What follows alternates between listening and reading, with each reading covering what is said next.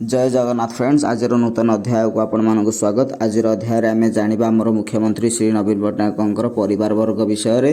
तो चलतु वीडियो देखा और वीडियोटी भल लगे लाइक शेयर और सब्सक्राइब करवा।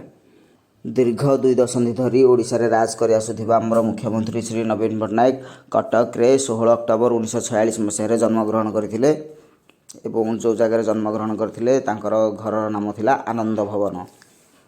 प्रबाद पुरुष भूमिपुत्र विजु पट्टनायक थिले तांकर पिता एवं माँ का नाम थिला ज्ञानदेवी।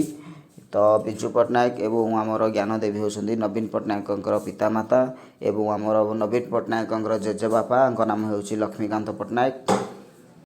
नवीन पट्टनायक 2 जन बड़ भाई भौणी अछंती। बड़ भाई नाम होउछि प्रेम पट्टनायक एवं भौणी नाम होउछि गीता मेहटा। प्रेम पट्टनायक जने सफल बिजनेसमैन थिला बेले गीता मेहटा होउछन्ती जने विशिष्ट लेखिका एवं से विख्यात पब्लिशर सोनी मेहटा को विवाह करथिले। गत वर्ष गीता मेहटा देहांत होइछि एवं सोनी मेहटा मध्य 2019 रे मृत्युवरण करिसंती।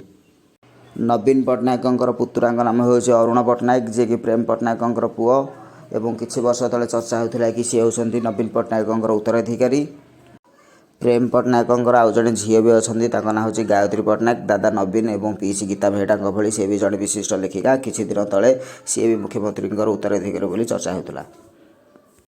नवीन पट्टनायक जड़े भणजा अच्छा अर्थात गीता मेहटा जड़े पुओ अच्छा ना हूँ आदित्य सिंह मेहटा।